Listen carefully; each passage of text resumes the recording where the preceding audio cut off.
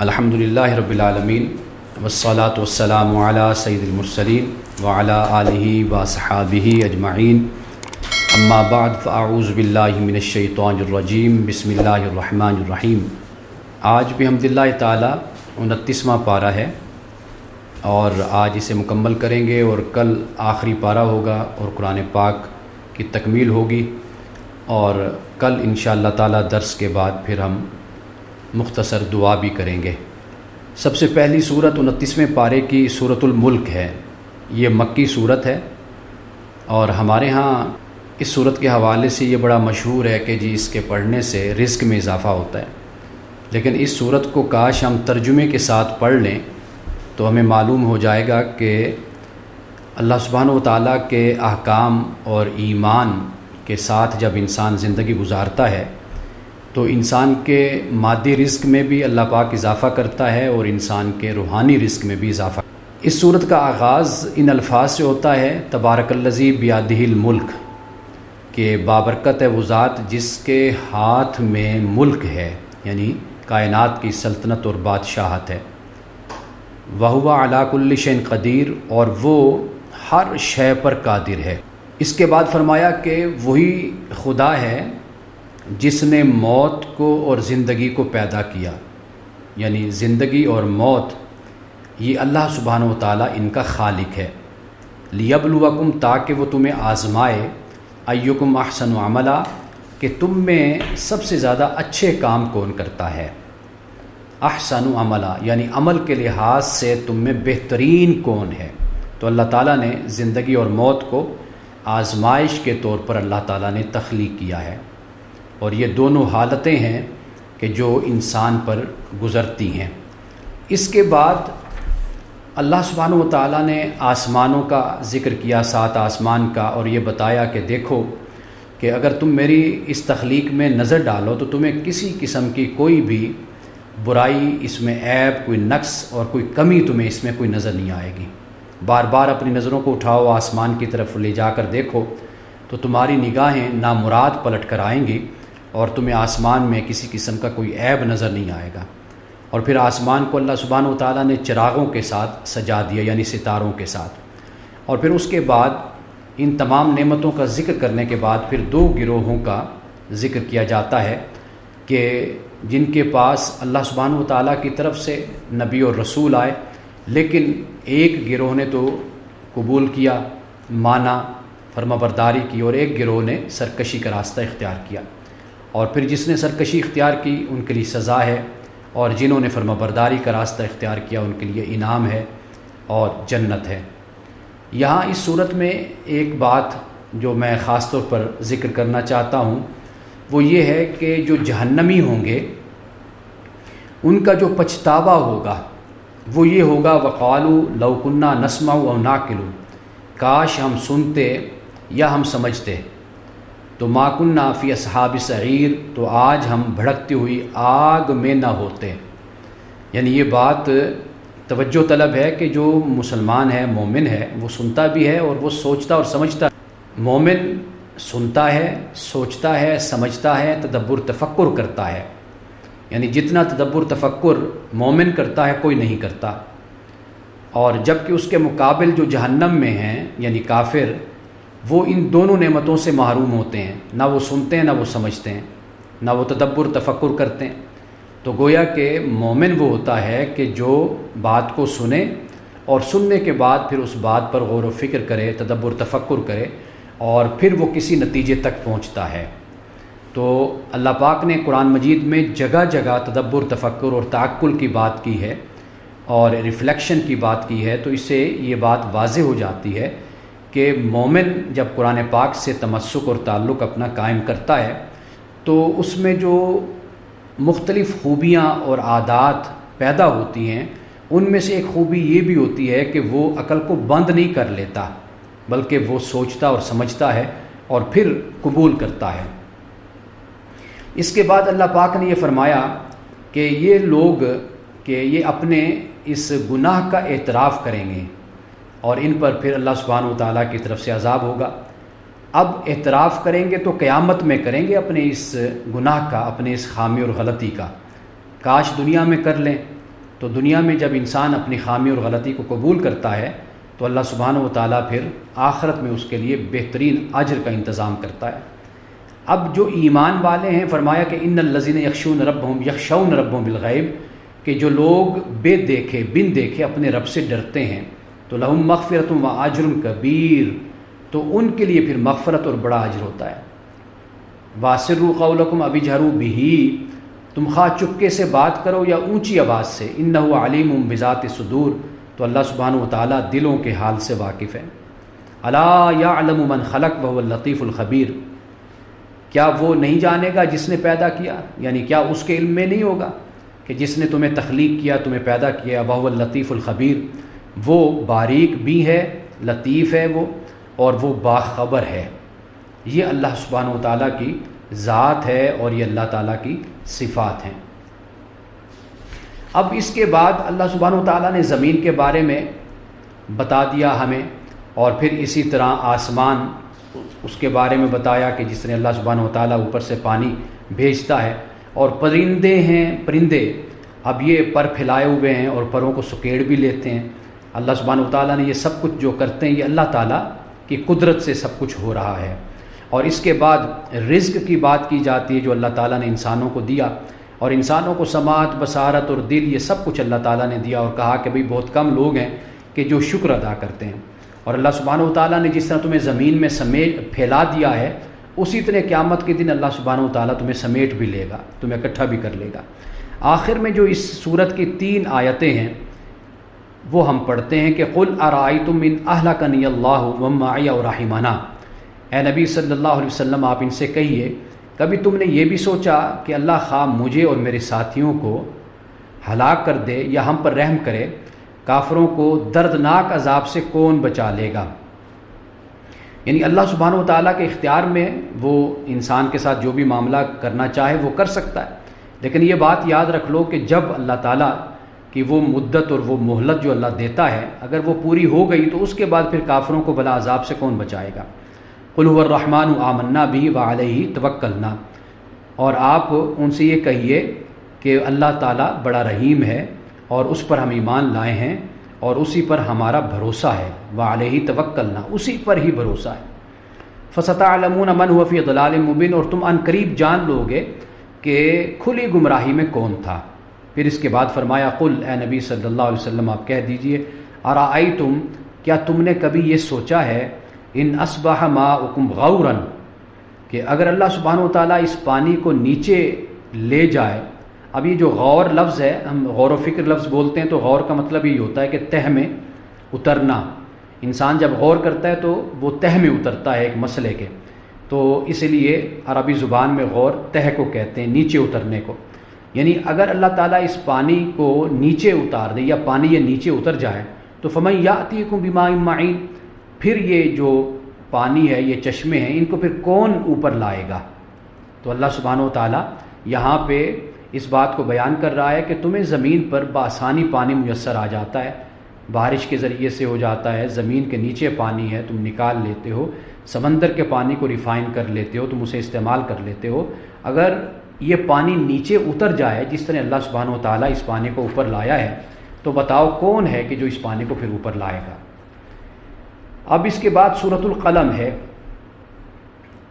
نون قسم ہے قلم کی، وما یسرون، اور اس کی جسے لکھنے والے لکھتے ہیں۔ ما انت بنعمت ربک بمجنون، آپ اپنے رب کی نعمت سے مجنون نہیں ہیں، کیونکہ کفار رسول اللہ صلی اللہ علیہ وسلم کو نعوذ باللہ مجنون کہتے تھے، اور یہ صورت مکی صورت ہے، سورۃ القلم۔ وَإِنَّ لَكَ لَأَجْرًا غَيْرَ مَمْنُونٍ، اور بے شک آپ کے لیے تو بہت ہی اجر ہے، ایسا اجر ہے کہ جس کا سلسلہ ختم ہی نہیں ہونے والا۔ وَلَسَوْفَ يُعْطِيكَ رَبُّكَ فَتَرْضَىٰ، کہ ان قریب اللہ آپ کو اتنا دے گا کہ آپ رب سے راضی ہو جائیں گے۔ وَلَلْآخِرَةُ خَيْرٌ لَكَ مِنَ الْأُولَىٰ، کہ آپ کا آنے والا لمحہ موجودہ لمحے سے بہتر ہے۔ تو یہاں پر وہی بات فرمائی کہ نہ ختم ہونے والا سلسلہ۔ وَإِنَّكَ لَعَلَىٰ خُلُقٍ عَظِيمٍ، اور بے شک آپ خلق عظیم پر فائز ہیں، یعنی خلق عظیم پر آپ فائز ہیں اور آپ مجنون نہیں ہیں۔ تو جو مجنون ہوتا ہے تو وہ خلق عظیم کا مالک تو کبھی نہیں ہوتا بیچارہ۔ تو آپ صلی اللہ علیہ وسلم آپ خلق عظیم پر، اعلیٰ اخلاق کے آپ مالک ہیں، اسے اللہ تعالیٰ نے یہاں پر بیان فرما دیا۔ اب اس کے بعد اس صورت میں ایک شخص کا ذکر کیا گیا اور اس کی مختلف برائیاں اور اس کی جو بری صفات ہیں، عادات ہیں، ان کو اللہ پاک نے بیان کیا اور خبردار کر دیا کہ ان بری باتوں سے ہمیں بچنا چاہیے اور اپنا تزکیہ نفس ہمیں کرنا چاہیے۔ فرمایا وَلَا تُطِعْ كُلَّ حَلَّافٍ مَّهِينٍ، کہ آپ ہرگز اس کی اطاعت نہ کریں، اس کی بات نہ مانیں کہ ہر وہ شخص کہ جو کل حلاف مہین، کہ جو بہت قسمیں کھانے والا ہے اور بالکل مہین ہے، بے وقت آدمی ہے، اللہ کی نظر میں اس کی کوئی حیثیت نہیں ہے، ہماز مشاء بنمیم، تانے دیتا ہے، چغلیاں کھاتا پھرتا ہے، بھلائی سے روکتا ہے، مناع للخیر معتد نسیم، اور ظلم اور زیادتی میں حد سے گزر جانے والا ہے، اور عتل بعد ذالک زنیم، سخت بداعمال اور جفاکار ہے، اور ان سب عیوب کے ساتھ فرمایا کہ وہ بد اصل بھی ہے۔ اب یہاں پر جو زنیم کا لفظ استعمال ہوا، اس سے مراد ولد الزنا ہے۔ اس کے بعد فرمایا ان کان ذا مال و بنین، یہ سب برائیاں جو اس کے اندر پیدا ہوئی ہیں اس کی وجہ یہ ہے کہ وہ بہت مال اولاد رکھتا ہے۔ اذا تتلی علیہ آیاتنا قال اساطیر الاولین، جب اس پر ہماری آیات کی تلاوت کی جاتی تو کہتا ہے یہ تو اگلے وقتوں کے جو لوگ تھے ان کے یہ افسانے ہیں اس وقت کے۔ یہ اللہ پاک نے مال اور اولاد کا ذکر کر دیا اور وجہ یہی بیان کر دی کہ کچھ لوگ مال اور اولاد کی وجہ سے فخر کا اور تکبر کا شکار ہوتے ہیں، اور جب انسان تکبر اور سرکشی کا شکار ہوتا ہے تو پھر اس کے اندر یہ بری صفات پیدا ہونا شروع ہو جاتی ہے۔ مال اور اولاد کو ذریعہ، سبب اور وسیلہ اگر بنا لیا جائے اللہ کے شکر کا تو یہی دونوں چیزیں انسان کے لیے ذریعہ بن جاتی ہیں اللہ کے ہاں مغفرت کا اور اللہ تعالیٰ کے تقرب اور قرب کا۔ ہم اس پہ پہلے بات کر چکے ہیں۔ اب اس کے بعد اللہ سبحانہ و تعالیٰ نے اس کا جو دوسرا رکوع ہے اس میں اللہ تعالیٰ نے متقین کا ذکر کیا ہے اور یہ بتا دیا کہ مسلمان ہو وہ ہرگز وہ مجرم جیسا نہیں ہے، یعنی ان دونوں میں فرق ہے۔ ایک وہ شخص کے جو رسول اللہ صلی اللہ علیہ وسلم نے جسے پیغام دیا، اسلام کی طرف بلایا، اس نے قبول کر لیا، ایک وہ ہے کہ جس نے قبول نہیں کیا۔ اب آپ یہ دیکھیے کہ ہم چند صورتوں سے، چند دنوں سے، آخری جو 5-7 دن ہیں اس میں ہم بار بار پڑھ رہے متقین کا ذکر ہو رہا ہے۔ اللہ سبحانہ و تعالیٰ مومنین کے لیے بھی ذکر کرتا ہے نعمتوں کا، اور خاص طور پر متقین کا ذکر ہوتا ہے، یعنی مومنین کا ذکر اللہ تعالیٰ کرتا ہے، لیکن اب ہم جا کر دیکھ رہے ہیں کہ متقین کا بہت زیادہ ذکر ہو رہا ہے۔ متقین کا ذکر اس لیے ہو رہا ہے کہ عملی زندگی میں جب ہم مکی صورتوں میں دیکھتے ہیں کہ رسول اللہ صلی اللہ علیہ وسلم پر ایمان لانے والے اور عملی زندگی وہاں پر کفار و مشرکین کے مقابلے میں جو گزارنے والے تھے، تو وہاں پر جو سب سے بڑی صفت کام آنے والی ہے وہ ہے تقویٰ، کہ خدا کا خوف ہو۔ جب آپ کے سامنے دشمن ہوتے ہیں، مخالف ہوتے ہیں، وہاں پر انسان کبھی زیادتی کا بھی شکار ہو جاتا ہے، یعنی انسان ایسا کرتا ہے، کبھی کچھ زیادہ بول پڑتا ہے، اس کے منہ سے غلط باتیں بھی نکل جاتی ہیں، کبھی اس کا فعل ایسا ہوتا ہے کہ جو درست نہیں ہوتا اسلام کے لحاظ سے۔ تو اس لیے اللہ تعالیٰ نے یہاں پر پھر متقین کا ذکر کیا کہ تاکہ مومنوں کو یہ بتا دیا جائے کہ تمہارا ایمان لانا یہ صرف اس طرح کافی نہیں ہے کہ بھئی جب تم مشکل میں پڑے ہو تو پھر وہاں پر تم اسلام اور ایمان کو چھوڑ بیٹھو اور کسی رد عمل میں، ریٹیلیشن میں تم وہ کام کر بیٹھو کہ جو اللہ اور اس کے رسول کو پسند نہ ہو۔ تو اس لیے اللہ سبحانہ و تعالیٰ نے پھر یہاں پر مکی صورتوں میں ہم دیکھتے ہیں کہ متقین کی صفت کا ذکر ہمیں کثرت کے ساتھ ملتا ہے۔ تو یہاں پر بھی اللہ سبحانہ و تعالیٰ نے متقین کا ذکر کیا کہ ان للمتقین عند ربہم جنات النعیم، کہ بے شک متقین کے لیے ان کے رب کے پاس جنات النعیم ہے، نعمت بھری جنتیں، نعمت بھرے باغات۔ کیا پھر وہ اللہ پاک فرماتا ہے کیا ہم مسلمانوں کا حال مجرموں جیسا کریں تھے؟ نہیں، ایسا نہیں ہے، فرمایا ان میں فرق ہے۔ اب اس کے بعد اللہ سبحانہ و تعالیٰ نے جو اس صورت کا اختتام ہوتا ہے اس میں رسول اللہ صلی اللہ علیہ وسلم کو، چونکہ مکی دور ہے اور اس میں سختیاں ہیں،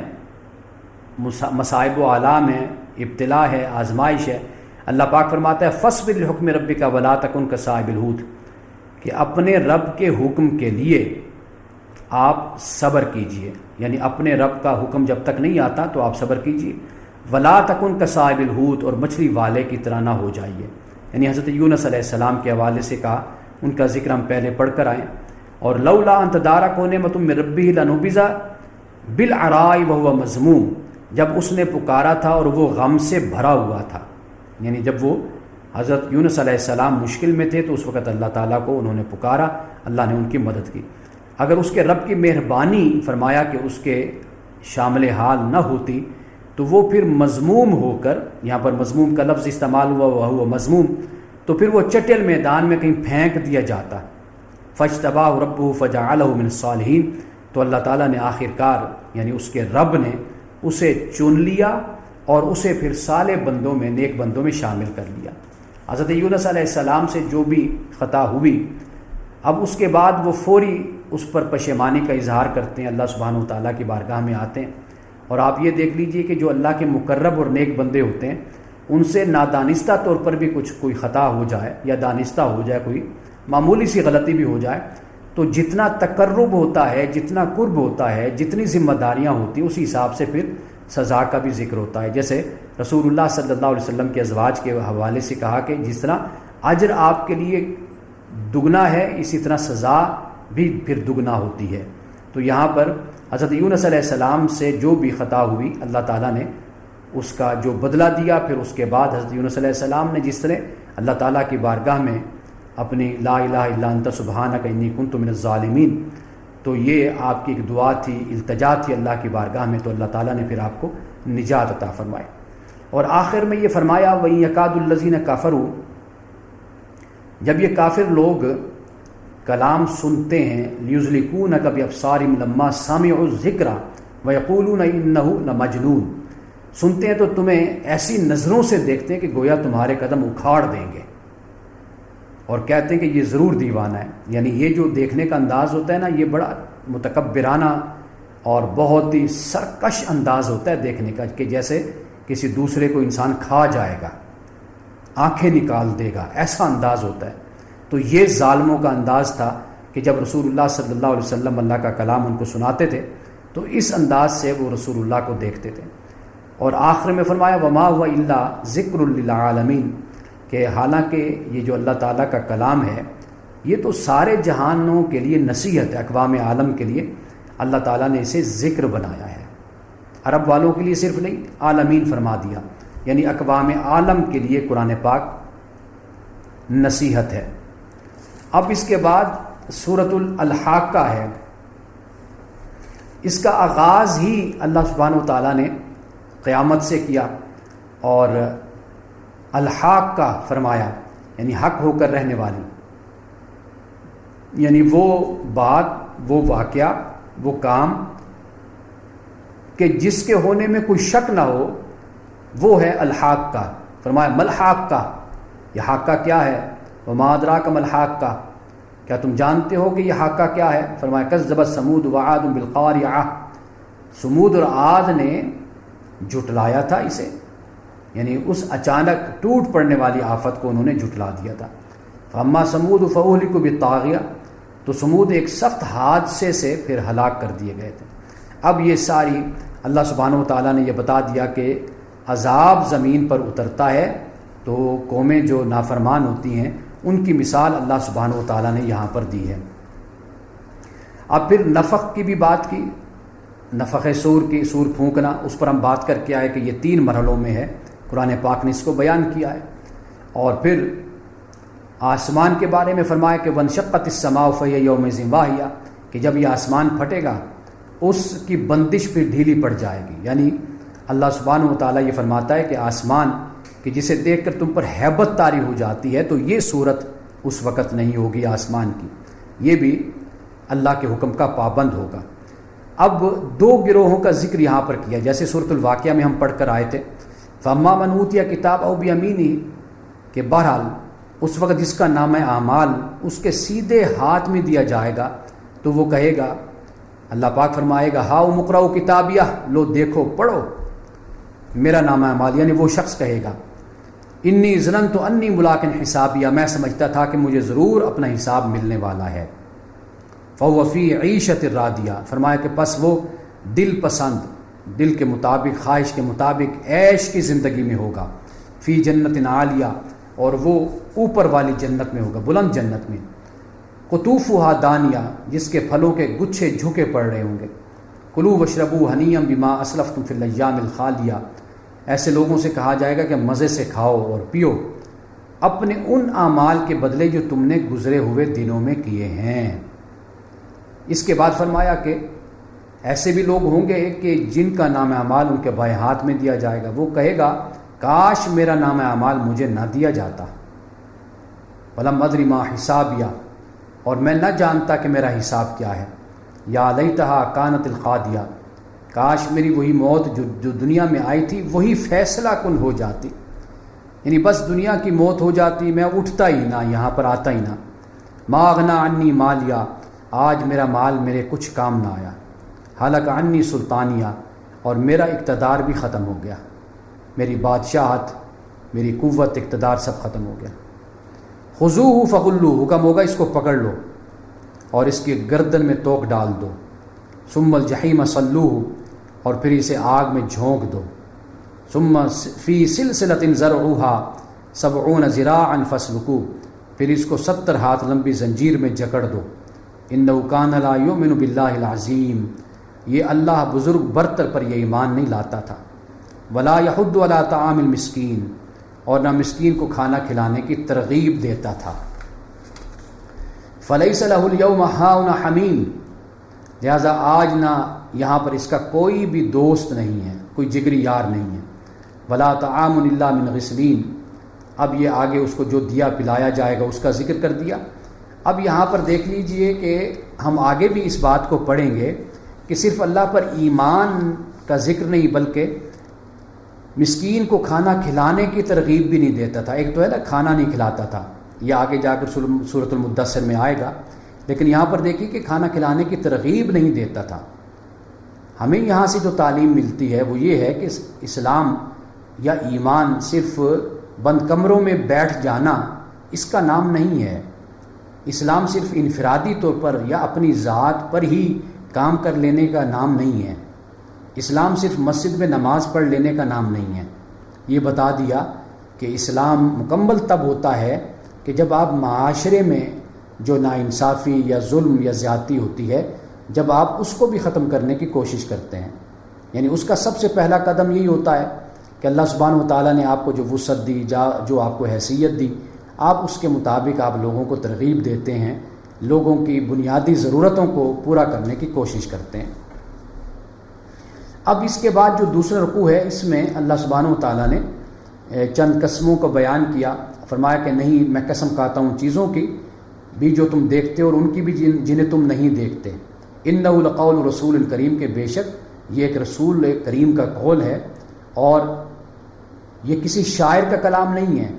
لیکن تم کم ہی لوگ ہو جو ایمان لاتے ہو، اور یہ کسی کاہن کا کلام بھی نہیں ہے، بہت کم لوگ ہو جو تم نصیحت حاصل کرتے ہو، تنزیل من رب العالمین، بلکہ یہ تو رب العالمین کی طرف سے نازل کیا ہوا ہے۔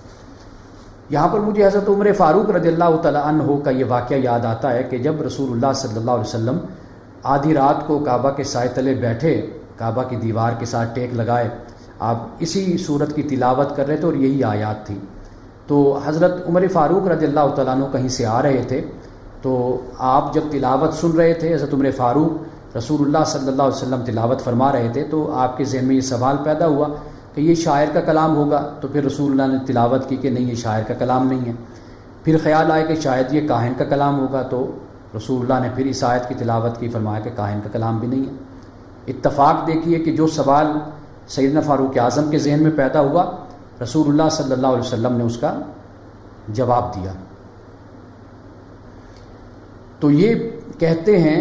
مورخین بیان کرتے ہیں، سیرت نگار بیان کرتے ہیں کہ سیدنا فاروق اعظم رضی اللہ تعالی عنہ کے ایمان لانے کا ایک واقعہ جو آخری واقعہ ہے، اس سے پہلے یہ واقعہ بھی بیت چکا تھا، یعنی گویا کہ سیدنا فاروق اعظم رضی اللہ تعالی عنہ اس واقعہ سے اسلام کی طرف متوجہ ہوئے تھے۔ اب اس کے بعد آپ دیکھیے کہ اللہ تعالیٰ نے قرآن کی حفاظت کا کتنا غیر معمولی انتظام کیا۔ فرمایا کہ اگر اس نبی نے خود گھڑ کر کوئی بات ہماری طرف منسوب کی ہوتی تو ہم اس کا دایاں ہاتھ پکڑ لیتے اور اس کی رگ گردن یعنی شاہ رگ کو ہم کاٹ ڈالتے، پھر تم میں سے کوئی ہمیں اس کام سے روکنے والا نہ ہوتا ہے۔ یعنی رسول اللہ صلی اللہ علیہ وسلم کے بارے میں اللہ پاک نے یہاں پہ یہ فرمایا، اور اس طرح سورۃ النجم میں ہم پڑھ کر آئے کہ وما ينطق عن الهوى ان هو الا وحی یوحی، کہ یہ پیغمبر صلی اللہ علیہ وسلم اپنی خواہش سے کچھ نہیں کہتے، یہ وہی تمہیں بتاتے ہیں جو اللہ کی طرف سے وحی کی جاتی ہے۔ یعنی قرآن پاک پورا من و عن پوری حفاظت کے ساتھ یہ رسول آپ تک پہنچاتا ہے، مسلمانوں تک، اور کوئی بات بھی اپنی خواہش سے نہیں کرتا۔ جیسا قرآن اللہ کی طرف سے نازل ہوا ویسا کا ویسا پڑھ کر مسلمانوں کو بتایا اور سنایا اور مسلمانوں کو یاد کروایا، اور ان کی عملی زندگی میں قرآن پاک کو نافذ کر دیا، اس کا نفوذ کر دیا۔ فرمایا وَإِنَّهُ لَتَذْكِرَةٌ لِّلْمُتَّقِينَ، در حقیقت یہ پرہیزگار لوگوں کے لیے ایک نصیحت ہے۔ وَإِنَّا لَنَعْلَمُ أَنَّ مِنكُم مُكَذِّبِينَ، اور ہم جانتے ہیں کہ تم میں سے کچھ لوگ جھٹلانے والے۔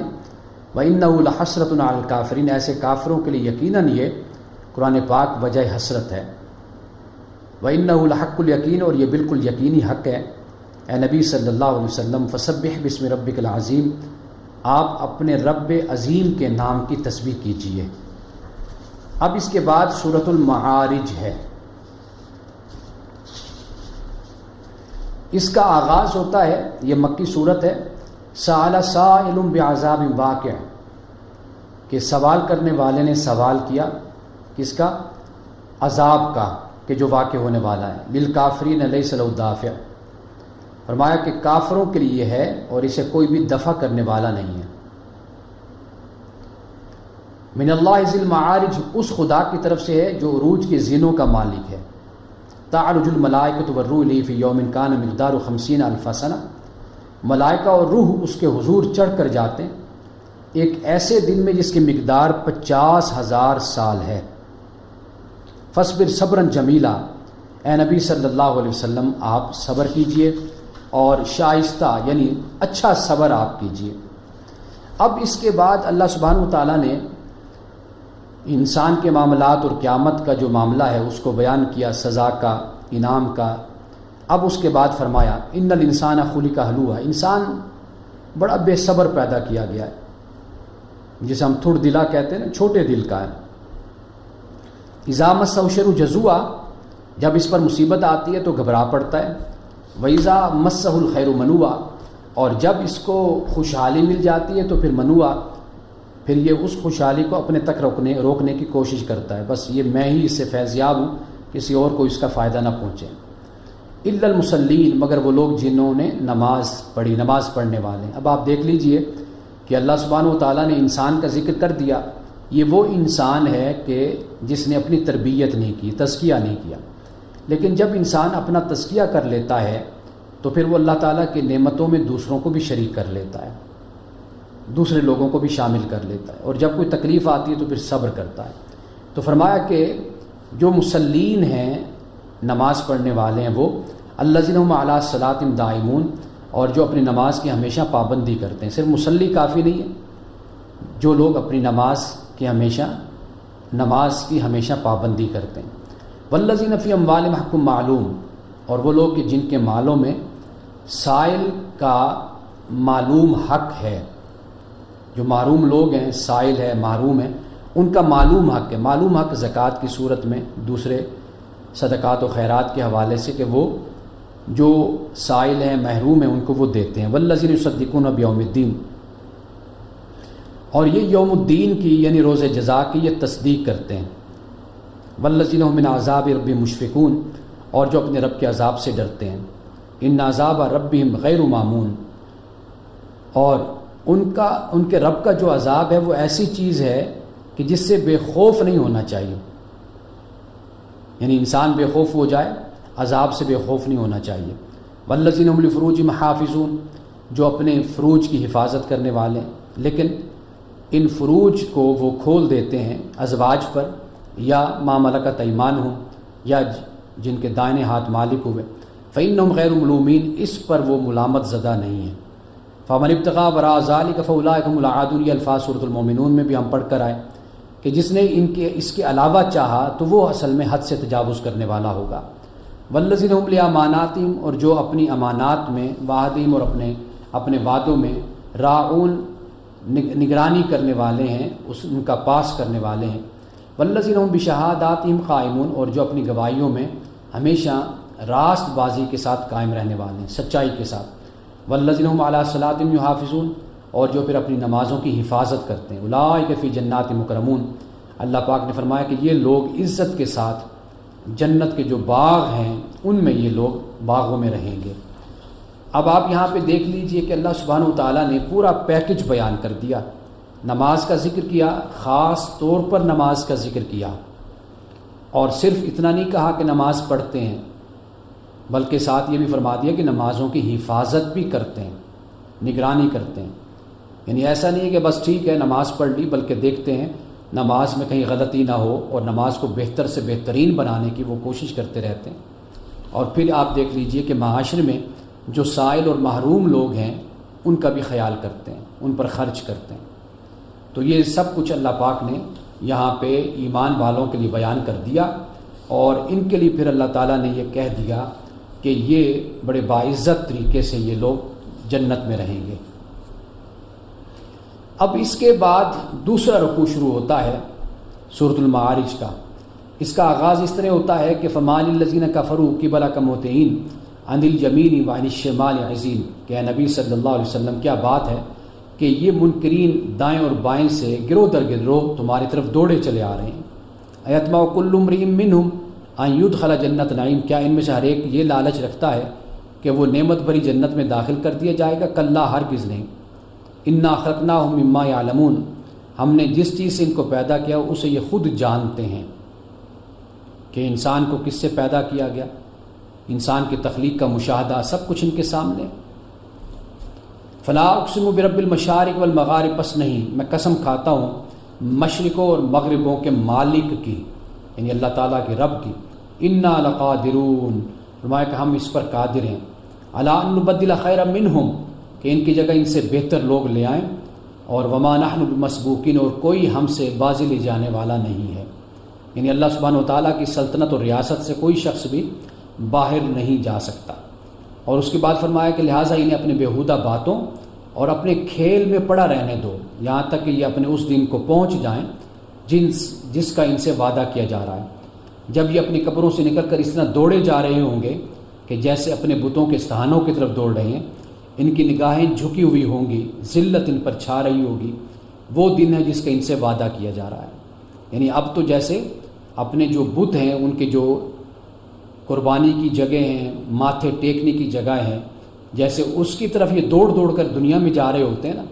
آخرت میں اسی طریقے سے جب قبروں سے اٹھیں گے، اسی طریقے سے یہ بھاگے ہوئے اپنے رب کی طرف جائیں گے۔ اب اس کے بعد سورۃ نوح مکی سورت ہے، اس میں حضرت نوح علیہ السلام نے 3 باتوں کی دعوت دی۔ ہر نبی ہم پڑھ کر آئے کہ یہ 3 باتیں ہی ہیں، اللہ کی بندگی اختیار کرو، تقوی اختیار کرو، اور رسول کی اطاعت کرو۔ حضرت نوح علیہ السلام نے 950 سال تبلیغ کی، اور یہاں پر حضرت نوح علیہ السلام کے جذبات اور دعا اللہ کی بارگاہ میں قرآن پاک بیان کرتا ہے کہ قال رب انی دعوت قومی لیلا و نہارا، کہ حضرت نوح علیہ السلام نے کہا کہ اے میرے رب، میں نے ان کو صبح و شام اپنی قوم کو میں نے بلایا، نیکی کی دعوت دی۔ فلم یزدہم دعائی الا فرارا، میں نے جتنا جتنا ان کو بلایا، ان کو آواز دی، اتنا ہی زیادہ ان لوگوں نے بھاگنے کا راستہ اختیار کیا، یہ بھاگے، فرار کا راستہ اختیار کیا۔ وَإِنِّي كُلَّمَا دَعَوْتُهُمْ لِتَغْفِرَ لَهُمْ، جب بھی میں نے ان کو بلایا تاکہ تو انہیں معاف کر دے، تو جعلوا اصابعهم فی آذانہم، تو انہوں نے اپنے کانوں میں انگلیوں کو ٹھونس لیا، واستغشوا ثیابہم، اور اپنے کپڑوں سے منہ کو ڈھانپ لیا، واسروا واستکبروا استکبارا، اور اپنی روش پر اڑ گئے اور بڑا تکبر کیا۔ جیسے آپ کسی کو بلاتے ہیں کہ آؤ بیٹھو بات کرو، کچھ لوگ ہوتے ہیں کانوں میں انگلیاں ٹھونس لیتے ہیں، کچھ لوگوں کا رویہ ایسا ہوتا ہے کہ جیسے منہ چھپا کر وہ چاہتے ہیں کہ بھئی یہ ہمیں پہچان نہ پائیں، ہم کسی طرح یہاں سے نکل جائیں۔ تو یہ وہ رویہ ہے جسے یہاں پر اللہ پاک نے بیان کیا۔ ثم انی دعوتہم جہارا، اور پھر میں نے ان کو ہانکے پکارے دعوت دی، یعنی ہر وقت میں ان کو کھلے عام بلاتا رہا، کہتا رہا۔ ثم انی اعلنت لهم واسررت لهم اسرارا، میں نے اعلانیہ بھی ان کو تبلیغ کی، میں نے چپ کے بھی ان کو بلایا۔ فقلت استغفروا ربکم، اور میں نے کہا اپنے رب سے معافی مانگو، استغفار کرو، انہ کان غفارا، وہ غفار ہے، اور اگر استغفار کرو گے پھر اللہ تعالیٰ تمہیں نعمتوں سے نوازے۔ لیکن معاملہ یہاں تک پہنچا کہ کسی طرح بھی یہ قوم سیدھی راہ پر نہ آئی۔ تو پھر حضرت نوح علیہ السلام نے اللہ کی بارگاہ میں دعا کی، اے میرے رب، انہوں نے میری دعوت کو رد کر دیا، نافرمانی کی میری، اور ان کے جو رئیس تھے اور ان رئیسوں کی پیروی کی جو مال اولاد پا کر اور زیادہ نامراد ہو گئے، یعنی ان کے پاس یہ سب کچھ آیا تو وہ ناشکرے بننے کے بجائے شکر گزار بنتے، انہوں نے ناشکری کی اور ان کی پھر ان لوگوں نے پیروی کی ہے۔ ان لوگوں نے بڑا بھاری مکر کا جال پھیلا رکھا ہے۔ انہوں نے کہا کہ ہرگز نہ چھوڑو اپنے معبودوں کو، اور نہ چھوڑو ود کو، سوا کو، یغوث کو، یعوق کو اور نصر کو، اور انہوں نے بہت لوگوں کو گمراہ کیا ہے، اور تو بھی ان ظالموں کو گمراہی کے سوا کسی چیز میں ترقی نہ دے۔ قرآن پاک بیان کرتا ہے پھر وہ اپنی خطاؤں کی وجہ سے غرق کر دیے گئے اور آگ میں جھونک دیے گئے، اور پھر اللہ کے سوا کوئی بھی نہیں تھا کہ جو ان کی مدد کرتا۔ حضرت نوح علیہ السلام نے عرض کی کہ میرے رب، ان کافروں میں سے کسی کو بھی اب زمین پر بسنے والا نہیں چھوڑنا، اگر تو نے ان کو چھوڑ دیا تو یہ تیرے بندوں کو گمراہ کریں گے، اور ان کی نسل سے جو بھی پیدا ہوگا بدکار اور سخت کافر ہی ہوگا۔ میرے رب، مجھے اور میرے والدین کو اور ہر اس شخص کو جو میرے گھر میں مومن کی حیثیت سے داخل ہوا ہے، اور سب مومن مردوں اور عورتوں کو معاف فرما دے، اور ظالموں کے لیے ہلاکت کے سوا کسی چیز میں اضافہ نہ کر۔ اب اس کے بعد سورۃ الجن ہے۔ اب یہ صورت ہے کہ رسول اللہ صلی اللہ علیہ وسلم اپنے چند صحابہ کے ساتھ بازار اوقاس سے آپ تشریف لے جا رہے تھے، تو راستے میں نخلا کے مقام پر آپ نے صبح کی نماز پڑھائی، تو اس وقت جنوں کا ایک گروہ وہاں سے گزر رہا تھا، تو اس نے رسول اللہ صلی اللہ علیہ وسلم کی تلاوت سنی، وہ ٹھہر گیا اور غور سے پھر سنتا رہا۔ اس واقعے کو قرآن پاک نے یہاں پر بیان کیا ہے، اور اس صورت کا نام بھی سورۃ الجن ہے۔ آغاز ہوتا ہے قل اوحی الی انہ استمع نافر من الجن، اے نبی صلی اللہ علیہ وسلم کہہ دیجیے میری طرف وہی بھیجی گئی ہے کہ جنوں کے گروہ نے غور سے سنا، اور پھر جا کر اپنی قوم کے لوگوں سے کہا کہ ہم نے ایک بڑا ہی عجیب قرآن سنا ہے جو راہ راست کی طرف رہنمائی کرتا ہے، اس لیے ہم اس پر ایمان لے آئے ہیں، اور اب ہم ہرگز اپنے رب کے ساتھ کسی کو شریک نہیں کریں گے۔ اب یہ جنوں کی جماعت ہے کہ جنہوں نے اسلام قبول کیا، اور اب یہ جن خود اس بات کو بیان کرتے ہیں۔ قرآن پاک کی دیکھیے غیر معمولی حفاظت کا معاملہ، فرمایا کہ یہ کہ انسانوں نے بھی وہی گمان کیا جیسا تمہارا گمان تھا کہ اللہ کسی کو رسول بنا کر نہیں بھیجے گا، اور یہ کہ ہم نے آسمان کو ٹٹولا تو دیکھا کہ وہ پہرے داروں سے پٹا پڑا ہے، محفوظ ہے، اور شہابوں کی بارش ہو رہی ہے، اور یہ کہ پہلے ہم گن سن لینے کے لیے آسمان میں بیٹھنے کی جگہ پا لیتے تھے، مگر اب جو چوری چھپے سننے کی کوشش کرتا ہے وہ اپنے لیے گھات میں ایک شہاب ثاقب لگا ہوا پاتا ہے۔ یہ اب اللہ تعالیٰ جانتا ہے کہ یہ کیا حالت ہے، کیا کیفیت تھی اس وقت، لیکن باہر اللہ پاک نے اس بات کو بیان کر دیا کہ یہ جن کے پاس طاقت اور قوت تھی اوپر جانے کی، پہلے قرآن پاک کے نزول سے پہلے یہ کوئی نہ کوئی سنگن، کوئی نہ کوئی بات جھوٹی موٹی لے آیا کرتے تھے، لیکن اب معاملہ ایسا ہے کہ بالکل وہاں پر اب پہرے بٹھا دیے گئے ہیں، کوئی بات بھی یہ نہیں لا سکتے۔ اب اللہ تعالیٰ نے آسمان سے قرآن پاک کو نازل کر دیا، اور یہ فرما دیا کہ یہ پاک جماعت، فرشتوں کی پاک جماعت جو اس قرآن کو نازل کرتی ہے، لے کر آتی ہے، بڑے اہتمام کے ساتھ یہ لاتی ہے، اور یہ رسول اللہ صلی اللہ علیہ وسلم کے قلب اطہر پر اس کو نازل کیا جاتا ہے، پاکیزہ ترین دل پر قرآن پاک کو نازل کیا جاتا ہے۔ یہ قرآن پاک کی اللہ تعالیٰ نے حفاظت کا اہتمام کیا، اور آج تک یہ اہتمام اپنی جگہ پر قائم ہے۔ اور آگے یہی جن کہتے ہیں کہ ہماری سمجھ میں نہیں آتا تھا کہ آیا زمین والوں کے ساتھ کوئی برا معاملہ کرنے کا ارادہ کیا گیا ہے، یا ان کا رب انہیں راہ راست دکھانا چاہتا ہے۔ کہتے ہم یہ دیکھتے تو تھے کہ آسمان کی طرف ہم اب نہیں جا سکتے، ہم شہاب ثاقب ہمارے پیچھے ہوتا ہے، یعنی آگ کا گولا، لیکن سمجھ نہیں آتی تھی کہ وجہ کیا ہے۔ لیکن اب یہ سمجھ آ گئی کہ اللہ سبحانہ و تعالیٰ زمین پر جو رہنے والے لوگ ہیں ان کے ساتھ برا معاملہ نہیں کرنا چاہتا، بلکہ یہ چاہتا ہے کہ اللہ تعالیٰ ان کو سیدھی راہ دکھائے، تو اس لیے سیدھی راہ کے لیے ہی اللہ تعالیٰ نے قرآن پاک کو نازل کیا۔ اب اس کے بعد یہ سورۃ الجن ہے، اور پھر اس کا جو آخری رکوع ہے یہ ساری گفتگو یہ جنوں کے ہی حوالے سے، اور پھر چونکہ جن ہیں تو پھر ان کے اقوال یا ان کی گفتگو یا ان کے ذریعے سے پھر انسانوں کو، خاص طور پر جو مکہ کے رہنے والے ہیں، چونکہ یہ مکی صورت ہے تو وہاں کے رہنے والوں کو پھر متوجہ کیا گیا کہ دیکھو جن اگر اسلام قبول کر رہے ہیں اور وہ تمہاری جن سے نہیں ہیں تو تم بھی اسلام کی طرف راغب ہو جاؤ، اور دیکھو یہ جن ہے کہ جو قرآن پاک کی حقانیت اور اس کی حفاظت اور اس کے محفوظ ہونے کو بیان کر رہے ہیں، تو تم پر بھی لازم ہے کہ تم اس کتاب پر ایمان لاؤ اور اللہ اور اس کے رسول کے فرما بردار بن جاؤ۔ اب آخری رکوع میں رسول اللہ صلی اللہ علیہ وسلم سے اللہ پاک فرماتا ہے کہ آپ کہیے، بلکہ اس میں جو آیات ہیں آنے والی ان میں اکثر آیات میں اسی بات کو بیان کیا، قل کہہ دیجئے کہ میں تو اپنے رب کو پکارتا ہوں اور میں اس کے ساتھ کسی کو شریک نہیں کرتا۔ پھر فرمایا قل آپ کہہ دیجئے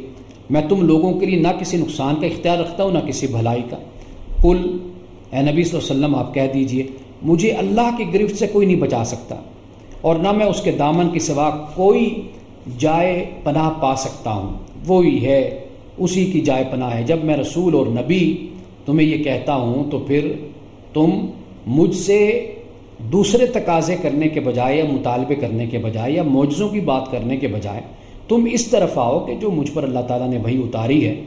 اس وحی کو تم مانو اور اس پر عمل کرو۔ وہ در حقیقت تمہارے لیے اللہ سبحانہ و تعالیٰ کی طرف سے ایک پلان ہے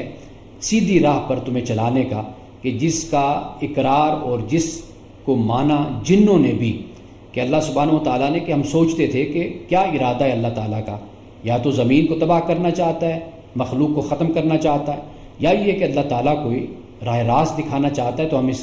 آج ہمیں معلوم ہوا کہ در حقیقت اللہ تعالیٰ زمین پر رہنے والوں کو ہدایت دینا چاہتا ہے۔ اور آگے پھر فرمایا قل اے نبی صلی اللہ علیہ وسلم کہہ دیجئے ان ادری اقریب ما توعدون ام یجعل له ربی امدا،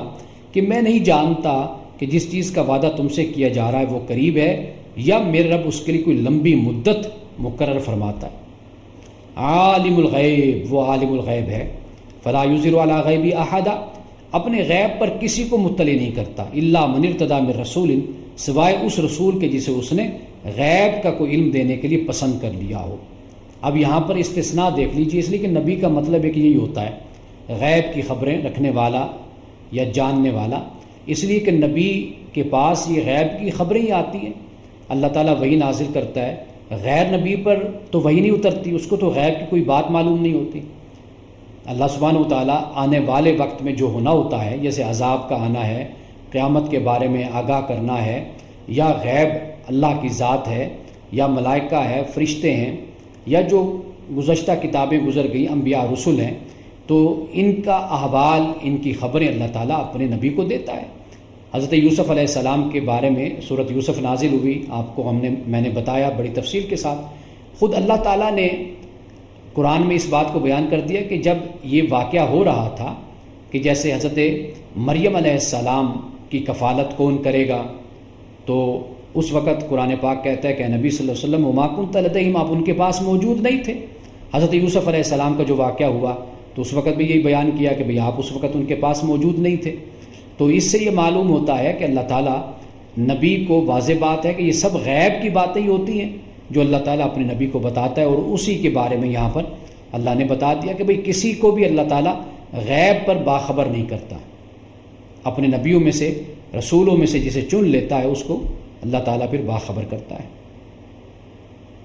اور پھر فرمایا اس کے آگے اور پیچھے اللہ تعالیٰ محافظ بھی لگا دیتا ہے، لِيَعْلَمَ أَنْ قَدْ بَلَغُوا رِسَالَاتِ رَبِّهِمْ، تاکہ وہ جان لے کہ انہوں نے اپنے رب کے پیغامات پہنچا دیے، وَأَحَاطَ بِمَا لَدَيْهِمْ، اور وہ ان کے پورے ماحول کا احاطہ کیے ہوئے ہے، وَأَحْصَىٰ كُلَّ شَيْءٍ عَدَدًا، اور ایک ایک چیز کو اس نے گن رکھا ہے۔ اب اس کے بعد سورۃ مزمل ہے، یا ایھا المزمل قم اللیل الا قلیلا۔ اب یہ سورۃ المزمل مکی، بسم اللہ الرحمن الرحیم، یہ سورت مکی سورت ہے۔ اب اس کا جو آغاز ہوتا ہے یہ رسول اللہ صلی اللہ علیہ وسلم کو اللہ پاک بیان فرماتا ہے، رات کو جاگنا، عبادت کرنا، اس کے حوالے سے، جسے ہم تہجد کی نماز جیسے ہم کہتے ہیں۔ اے کپڑا اوڑھنے والے، قم اللیل الا قلیلا، رات کو نماز میں کھڑا ہوا کریں مگر کم، نصفہ آدھی رات او انقص منہ قلیلا، یا اس سے بھی کچھ کم کر لیں، او زد علیہ یا اس سے کچھ زیادہ بڑھا لیں، ورتل القرآن ترتیلا، اور قرآن پاک کو ٹھہر ٹھہر کر آپ پڑھا کریں۔ انا سنلقی علیک قولا ثقیلا، کہ ہم آپ پر ایک بھاری کلام نازل کرنے والے۔ ان ناشئۃ اللیل ہی اشد وطئا ومقیلا، در حقیقت رات کا اٹھنا نفس پر قابو پانے کے لیے بہت کاریگر ہے، یہ ہے تہجد۔ واقع و مقیلا، اور قرآن پاک ٹھیک پڑھنے کے لیے زیادہ موزوں وقت وہ ہے، یعنی قرآن پاک اگر انسان آدھی رات کو اٹھتا ہے نفس پر قابو پانے کے بہت زیادہ یہ فائدہ مند ہے کہ انسان اپنے نفس کو قابو میں رکھتا ہے۔ آدھی رات کو جب اٹھے گا اللہ کی عبادت کرے گا اور پھر سارا دن اس کا ایک اثر انسان کی شخصیت پر رہتا ہے۔ جس طرح خوشبو ہوتی ہے کہ آپ صبح جب گھر سے نکلتے ہیں تو آپ پرفیوم لگا لیتے ہیں، خوشبو اسپرے کر لیتے ہیں یا عطر لگا لیتے ہیں، تو سارا دن اس کی مہک رہتی ہے۔ اب جہاں بھی بیٹھیں گے تو ماحول ایک خوبصورت ماحول بنا رہتا ہے، جو بھی آپ کے پاس آئے گا بیٹھے گا اسے اچھا احساس ہوگا۔ تو اسی طرح انسان جب اپنے رات کو اٹھتا ہے، نیند چھوڑتا ہے، اللہ کی عبادت کرتا ہے، تو بعض لوگوں کا یہ خیال ہے کہ جی شاید اس کے لیے سونا لازم ہوتا ہے۔ سونا لازم تو نہیں ہے، لیکن یہ بات یاد رکھ لیجئے کہ اولا افضل یہی ہے کہ انسان سو کر اٹھ کر پھر تہجد کی نماز پڑھے، اس لیے کہ جو شخص نیند کی طرف جائے گا تو وہ پھر مشکل سے ہی یعنی اٹھتا ہے کہ اس کو نیند بڑی پیاری لگتی ہے۔ تو ایسے وقت میں اپنے رب کو ترجیح دینا، رب کے قرب کو اور رب کی آپ کہہ لیجئے کہ خلوت کو پسند کرنا، یہ پھر خاص بندوں کا شیوا ہوتا ہے، خاص بندوں کی عادت ہوتی ہے۔ تو اس لیے کہا جاتا ہے کہ سو کر اٹھنا یہ زیادہ افضل ہو جاتا ہے۔ لیکن اگر کوئی شخص سوتا نہیں ہے اور وہ جاگتا ہے اور پھر وہ تہجد کی نماز پڑھتا ہے تو اس کی تہجد کی نماز ہو جاتی ہے۔ ان لک فی النہار سبحا طویلا، اور پھر دن کے اوقات میں تو آپ کے لیے بہت زیادہ مصروفیات ہیں۔ وَاذْكُرِ اسْمَ رَبِّكَ وَتَبَتَّلْ إِلَيْهِ تبتیلا، اور سب سے کٹ کر اسی کے آپ ہو کر رہیے اور اپنے رب کے نام کا ذکر کیجیے۔ اور پھر رسول اللہ صلی اللہ علیہ وسلم کو چونکہ یہ ابتدائی صورتیں ہیں تو اس لیے آپ علیہ السلام کو احکام دیے جا رہے ہیں کہ آپ جو باتیں لوگ بناتے ہیں ان پر آپ صبر کیجئے اور شرافت کے ساتھ اور اچھے طریقے سے آپ ان سے الگ ہو جائیے۔ یہ یوں کہہ لیجئے کہ پورا ایک پیکج ہوتا ہے، ایک طریقہ ہوتا ہے، وہ پیغمبر صلی اللہ علیہ وسلم کو وہاں سے اس راستے سے گزارا جا رہا ہے کہ آگے جو نبوت کے مراحل آنے ہیں، رسالت کے جو مشکلات آنی ہیں، اس کے لیے پیغمبر کی تیاری ہے۔ تو اس سے ایک بات ہمیں یہ سمجھ آتی ہے کہ یہ سارے اعمال جو پیغمبر صلی اللہ علیہ وسلم نے کیے، اگر امتی بھی ان اعمال کو کرتا ہے، یعنی قرآن پاک کی تلاوت ہے اور رات کا کچھ پہر کے لیے کچھ وقت کے لیے انسان کا جاگنا ہے، یہ وہ چیزیں ہیں کہ جو پھر انسان کو عملی زندگی میں ایک تو حق کے ساتھ جوڑے رکھتی ہیں اور پھر انسان کے لیے زندگی کے معاملات میں تسلی، تشفی اور اطمینان کا بڑا باعث بنتی ہیں۔ تو یہ ایک لحاظ سے تربیت اور ٹریننگ ہے کہ جو اللہ سبحانہ و تعالی ہمیں بھی بتاتا ہے کہ اس طریقے سے ہم اپنی بھی تربیت اور ٹریننگ کر سکتے ہیں۔ اس کے بعد فرمایا کہ انا ارسلنا الیکم رسولا، کہ بے شک ہم نے آپ کو رسول بنا کر یعنی رسول کو ہم نے بھیجا تم سب کی طرف،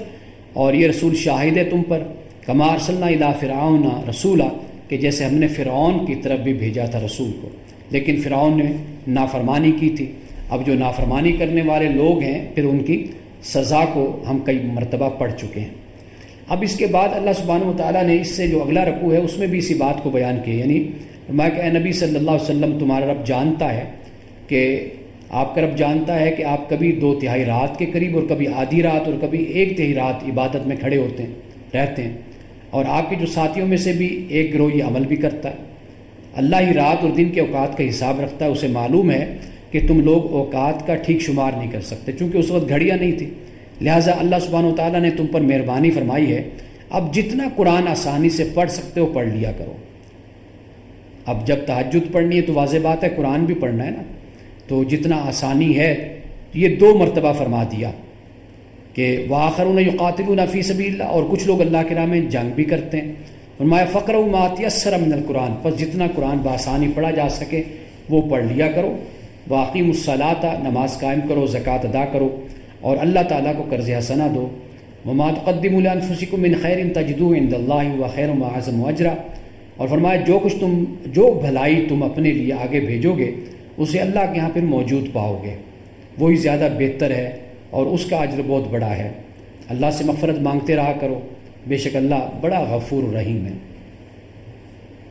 یعنی یہ بات سمجھ آ گئی کہ رات کا جاگنا ضروری نہیں ہے کہ آپ کوئی خاص وقت اللہ تعالیٰ نے آپ کو کہا ہو کہ اتنا جاگنا ہے،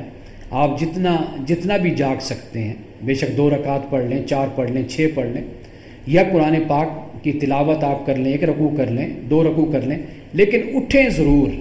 کل میں نے ہمارے ہاں ادھر ادارے میں افطاری تھی تو اس میں بھی میں نے اسی پر ہی بات کی تھی کہ ہم کس طرح اپنے آپ کو تبدیل کر سکتے ہیں۔ کچھ لوگ رمضان المبارک جیسے گیا تو وہ سب کچھ چھوٹ جاتا ہے، رمضان المبارک والا ماحول اور توجہ بعض بات نہیں رہ سکتی۔ رمضان المبارک کے بعد انسان بہت سے معاملات میں الجھ جاتا ہے، مصروف ہو جاتا ہے، لیکن کچھ نہ کچھ رنگ تو باقی رکھا ہی جا سکتا ہے نا۔ وہ میں نے بتایا تھا کل کہ وہ اس طرح رنگ رکھا جا سکتا ہے کہ آپ ایک تو روزے کا اہتمام کبھی کبھی کر لیا کریں، یعنی جمعہ ہے، سوموار ہے، جمعرات ہے، یا جیسے ایام بیت کے 13، 14، 15 کے روزے ہیں وہ آپ رکھ لیا کریں مہینے میں، یعنی کہ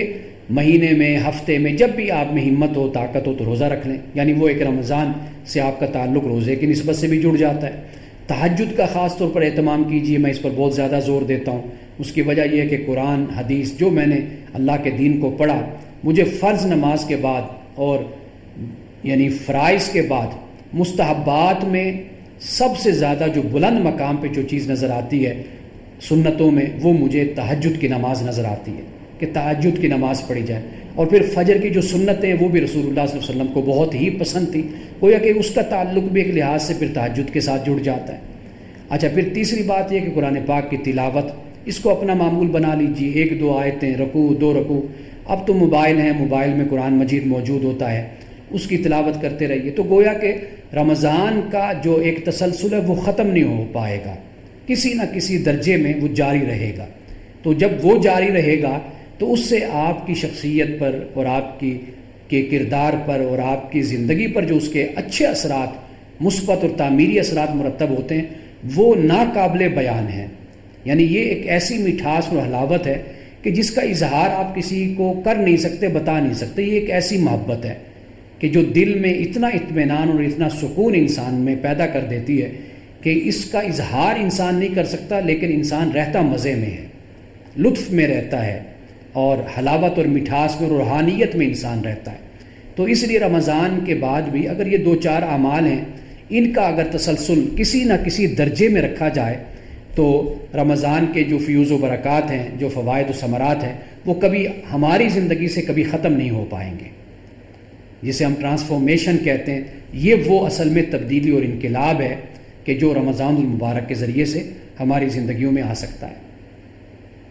یہ جو طریقہ ہے رمضان گیا تو سب کچھ چلا گیا، یہ بڑی نقصان دہ چیز ہے۔ گویا کہ یہ رمضان المبارک کی بھی ہماری جو عبادات ہیں، تلاوتیں ہیں، روزے ہیں، ان پر بھی کویسچن مارک چھوڑ دیتا ہے کہ آیا کہ یہ کیسا انسان ہے کہ جس نے رمضان تو اتنے اچھے طریقے سے گزارا، جب رمضان گیا تو 180 ڈگری پہ جا کر کھڑا ہو گیا، بالکل اس کی مخالف سمت پر چلا گیا۔ تو یہ جو صورتحال ہوتی ہے یہ بہت خطرناک ہوتی ہے۔ تو اس لیے رمضان کے بعد بھی بندہ مومن کسی نہ کسی درجے میں نظر تو آئے نا کہ اس کا تعلق اپنے رب کے ساتھ ہے، اس کا تعلق اللہ کے دین کے ساتھ ہے، اس کی زندگی میں کوئی جھلک تو رہنی چاہیے نا۔ تو جھلک رکھنے کا اور اس کا اثر قائم رکھنے کا طریقہ یہی ہے، یہ 2-4 اعمال ہیں، ان کو ضرور آپ اپنی زندگی میں شامل کر لیجئے۔ اس کے بعد ہے سورۃ المدثر۔ یہ سورت مکی سورت ہے، اس کا آغاز بھی یا ایھا المدثر سے کہ اے چادر اوڑھنے والے، یا اے اوڑھ لپیٹ کر لیٹنے والے، قم فانذر، اٹھو، خبردار کرو، ڈراؤ، وربک فکبر، اور اپنے رب کی بڑائی کا اعلان کرو، وثیابک فطہر، اپنے کپڑے پاک رکھو، والرجز فاہجر، گندگی سے دور رہو، ولا تمنن تستکثر، اور احسان نہ کرو زیادہ حاصل کرنے کے لیے، ولربک فاصبر، اور اپنے رب کی خاطر صبر کرو۔ یہ رسول اللہ صلی اللہ علیہ وسلم سے اللہ پاک نے یہ فرمایا۔ اب کہتے ہیں کہ یہ بیچ میں جو وقفہ آ گیا تھا، اس وقفے میں جا کر پھر یہ صورت پھر وقفے کے بعد اس کی 5 آیات غالباً کہی جاتی ہیں کہ جو نازل ہوئی، 5 یا 7 آیات یہ نازل ہوئی تھی۔ اور پھر اس کے بعد اللہ سبحانہ و تعالیٰ نے یہ فرمایا، یعنی رسول اللہ صلی اللہ علیہ وسلم کے ذریعے سے، پھر جو معاملات انذار کے تھے، یعنی ڈرایا گیا، خبردار کیا گیا، بتایا گیا مکہ والوں کو کہ بھائی اپنی زندگی کو اللہ کے حکم کے مطابق ڈھال لو اور اپنے آپ کو جنت کے حقدار بناؤ، اپنے آپ کو جہنم کے حقدار مت بناؤ۔ یہ سب کچھ بیان کرنے کے بعد جو میں اس صورت میں خاص طور پہ بیان کرنا چاہتا ہوں وہ یہ ہے کہ اللہ سبحانہ و تعالیٰ نے یہ فرما دیا کہ کل نفس بما کسبت رہینہ، کہ ہر نفس جو اس نے کمایا وہ اس کا رہن رکھا ہوا ہے، یعنی اپنے کسب کے بدلے رہن ہے۔ اور الا اصحاب الیمین، دائیں بازو والوں کے سوا، فی جنات، وہ باغات میں یتساءلون، اور وہ پھر مجرموں سے پوچھیں گے، یتساءلون عن المجرمین ما سلککم فی سقر، تمہیں کون سی چیز تمہیں دوزخ میں لے گئی؟ قالوا لم نک من المصلین، تو وہ کہیں گے کہ ہم نماز پڑھنے والوں میں سے نہیں تھے، ولم نک نطعم المسکین، اور مسکین کو ہم کھانا نہیں کھلاتے تھے، وکنا نخوض مع الخائضین، اور حق کے خلاف باتیں جو بنانے والے لوگ تھے ان کے ساتھ مل کر ہم باتیں بناتے تھے، فکنا نکذب بیوم الدین، اور پھر روز جزا کو ہم جھٹلاتے تھے، حتی اتانا الیقین، یہاں تک کہ پھر یقینی چیز ہمارے سامنے آ گئی، یعنی پھر موت آ گئی، پھر اس کے بعد سلسلہ عمل کٹ گیا۔ دنیا میں عمل ہے اور مرنے کے بعد عمل نہیں ہے۔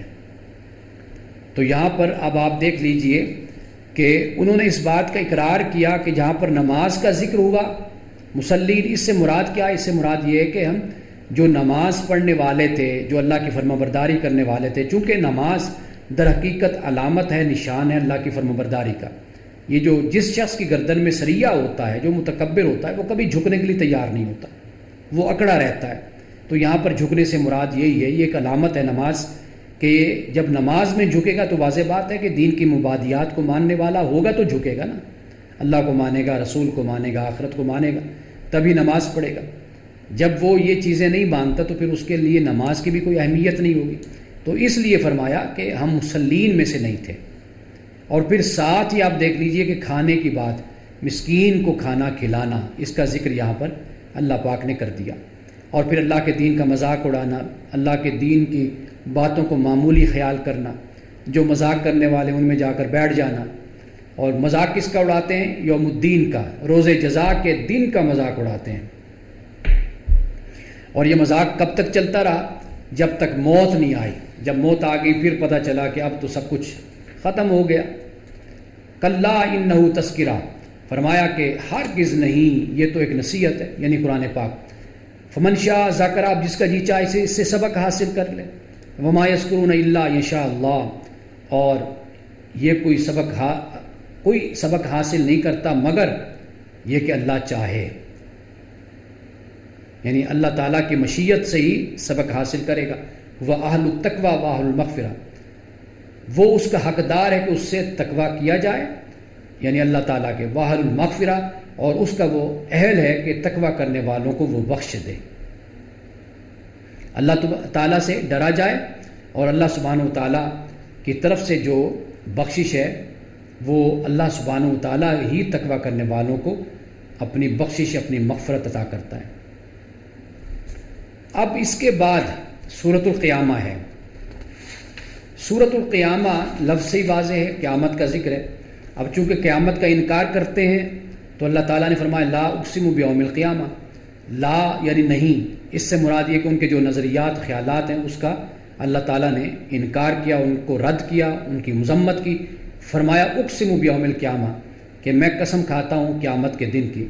ولا اقسم بالنفس اللوامہ، نہیں، فرمایا میں قسم کھاتا ہوں ملامت کرنے والے نفس کی، کیونکہ نفس 3 طرح کا ہے، جیسے پہلے ہم نے بیان کیا، نفس امارہ ہوتا ہے، نفس لوامہ، نفس مطمئنہ۔ امارہ تو گناہ کا ہی انسان کو حکم دیتا ہے، لوامہ یہ سطح ہوتی ہے کہ انسان کا نفس انسان کو ملامت کرتا ہے،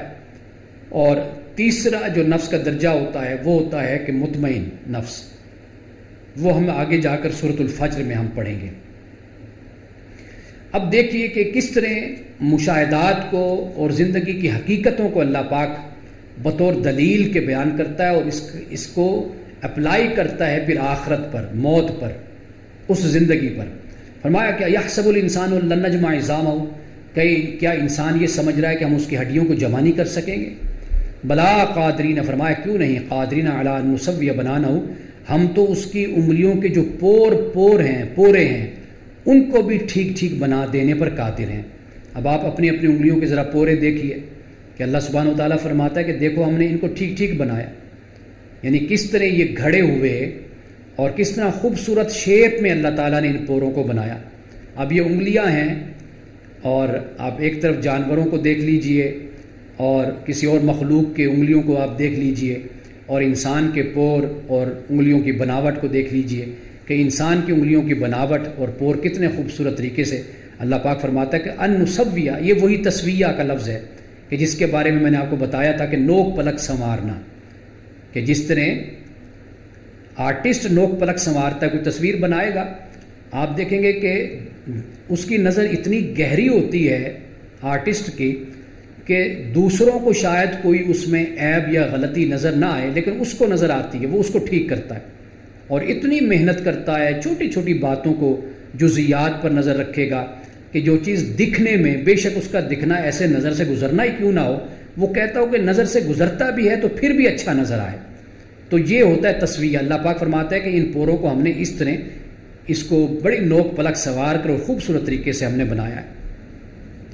پھر آگے فرمایا کہ بل یرید الانسان لیفجر امامہ، مگر انسان چاہتا یہ کہ آگے بھی بدعمالیاں کرتا رہے۔ یسأل ایان یوم القیامہ، پوچھتا ہے آخر کب آنا ہے وہ قیامت کا دن۔ فیضا بارک البصر، پھر جب وہ قیامت آئے گی نا، پھر آنکھیں پتھرا جائیں گی۔ وخسف القمر، چاند بے نور ہو جائے گا۔ وجمع الشمس والقمر، اور پھر چاند سورج ملا کر ان کو ایک کر دیا جائے گا، یعنی یہ اللہ کی بارگاہ میں جمع ہو کر آئیں گے۔ یقول الانسان یومئذ این المفر، اس وقت انسان کہے گا کہ کہاں بھاگ کر جاؤں، کوئی مجھے فرار کا راستہ بتاؤ۔ کلا لا وزر، ہرگز نہیں، اب وہاں پر تو کوئی جائے پناہ نہیں ہے۔ الی ربک یومئذ مستقر، اس روز تیرے رب ہی کے سامنے جا کر ٹھہرنا ہوگا، دوڑے دوڑے جہاں بھی جاؤ گے رب کے سامنے ہی پہنچنا ہے۔ ینبأ الانسان یومئذ بما قدم واخر، اس روز انسان کو اس کا سب اگلا پچھلا کیا کرایا سب کچھ بتا دیا جائے گا۔ اب دیکھیے الفاظ دیکھیے، بل الانسان علی نفسہ بصیرا، بلکہ انسان تو خود اپنے اوپر بھی بصیرت ہے، خود اپنے آپ پر گواہی ہے، دلیل ہے، اپنے آپ کو دیکھ رہا ہے۔ وہ بصارت نے بصیرت کا لفظ بولا، یعنی پوری گہرائی کے ساتھ اندر ڈوب کر اپنے آپ کو جانتا ہے۔ آپ تنہائی میں بھی اکیلے بھی بیٹھے ہو نا، گویا کہ آپ اکیلے نہیں ہوتے، پورا جہان آپ کے ساتھ ہوتا ہے، پوری مجلس آپ کے ساتھ ہوتی ہے، آپ کا ہمزاد آپ کے ساتھ ہوتا ہے۔ میں یہاں بیٹھا ہوں تو میں امانت اپنے ساتھ میں بیٹھا ہوں، یعنی بل الانسان علی نفسی بصیرہ ہوں، کہ میں خود اپنے اوپر غور کروں کہ مجھے کیا اللہ نے دیا ہوا ہے، کتنا بڑا جہان میرے اندر اللہ نے رکھ دیا ہے کہ میں اسی میں گم رہوں۔ وہ جو اقبال کا میں شعر سناتا ہوں کہ اپنے من میں ڈوب کر پا جا سراغ زندگی، زندگی کا سراغ خود انسان کے اپنے اندر موجود ہے، انسان ڈوبے تو اس کو پتہ چلے نا کہ میں کیا اللہ نے مجھے کیا کچھ دیا ہے۔ تو یہ وہ بات ہے کہ یہ اللہ تعالیٰ نے یہاں پر بیان فرما دیا، اور پھر فرمایا کہ وَلَوْ أَلْقَى مَعَاذِيرَ، اللہ اکبر، کہ کتنی ہی معذرتیں بے شک یہ پیش کرے، معذرت اب قبول نہیں ہونی، وجہ یہ کہ خود یہ اپنے اوپر ہی دلیل ہے۔ معذرت تو وہاں پر ہونا کہ اس کے اندر ہی اور اس کی ذات کو ہی اللہ تعالیٰ نے آیات نہ بنا دیا ہو، باعث بصیرت نہ بنا دیا ہو، باعث سبق و عبرت نہ بنا دیا ہو، تو اپنے آپ ہی کو دیکھتا رہے انسان کہ کن کن مراحل سے گزر کر کہاں تک انسان چلا جاتا ہے، پہنچ جاتا ہے۔ اس میں کوئی ہمارا ارادہ نہیں ہے، کوئی محنت نہیں ہے، کچھ نہیں ہے، خود بخود ہی ساری تبدیلیاں رونما ہو رہی ہیں۔ ہم ایک لمحے میں بدل جاتے ہیں، اب اس وقت ہم جو ہیں، آنے والے وقت میں ہم وہ نہیں ہیں۔ لا تحرک بھی لسانک لتعجل بھی، نبی اکرم صلی اللہ علیہ وسلم سے فرمایا اس وحی کو جلدی جلدی یاد کرنے کے لیے اپنی زبان کو حرکت نہ دو، اس کو یاد کرا دینا اور پڑھوا دینا ہمارے ذمہ ہے۔ یہ بھی قرآن پاک کی حفاظت کا معاملہ بیان کر دیا، لہٰذا جب ہم اسے پڑھ رہے ہوں اس وقت تم اس کی قرأت کو غور سے سنتے رہو، پھر اس کا مطلب سمجھا دینا بھی ہمارے ذمہ ہے۔ اب اس کے بعد اللہ سبحانہ و تعالیٰ نے آگے جا کر فرمایا کہ یہ جو انسان ہے نا یہ جلد باز ہے. اصل بات یہ ہے کہ تم لوگ جلدی حاصل کرنے والی چیز سے محبت رکھتے ہو. وہ کیا ہے؟ وہ دنیا، اور آخرت کو چھوڑ دیتے ہو. اور پھر یہ بھی فرما دیا کہ اس روز کئی چہرے ہوں گے جو بالکل تر و تازہ ہوں گے، اور کئی چہرے ہوں گے جو اداس ہوں گے. اور اس کے بعد پھر اللہ سبحانہ و تعالیٰ نے ایک اور حقیقت کو بیان کر دیا. فرمایا کہ جب جان حلق تک پہنچ جائے گی اور کہا جائے گا کہ اسے جھاڑ پھونک کرنے والا، کوئی جھاڑ پھونک کرنے والا، یعنی جیسے بلایا جاتا ہے جب انسان کی روح پھنسی ہوتی ہے، حلق تک پہنچ جاتی ہے، کوئی اس پر کچھ پڑے، کوئی اس کے لیے آسانی کسی طریقے سے پیدا ہو جائے. وقیل من راق وظن انہ الفراق، اور آدمی سمجھ جائے گا کہ یہ دنیا سے جدائی کا وقت ہے. اور پنڈلی سے پنڈلی جڑ جائے گی. جب روح نکلتی ہے تو پھر دونوں ٹانگیں آپس میں مل جاتی ہیں. ہمارے ہاں اسی طرح ہوتا ہے، آپ نے دیکھا ہوگا کہ انگلیوں کو، انگوٹھوں کو باندھ دیا جاتا ہے. تو یہ اللہ تعالیٰ اس حقیقت کی طرف اشارہ کر کے بتا رہا ہے انسان کو، والتفت الساق بالساق، کہ پھر پنڈلی سے پنڈلی جڑ جائے گی. الی ربک یومئذ المساق، وہ دن ہوگا تیرے رب کی طرف روانگی کا. بس پھر روانگی شروع، جیسے ہی روح پرواز کر گئی پھر رب کی طرف سفر شروع ہو جائے گا. اب اس کے اندر انسان کی تخلیق کو بیان کر دیا. کہا کہ انسان کیا خیال کرتا ہے کہ اسے ایسے ہی چھوڑ دیا جائے گا؟ کیا وہ ایک حقیر پانی کا نطفہ نہیں تھا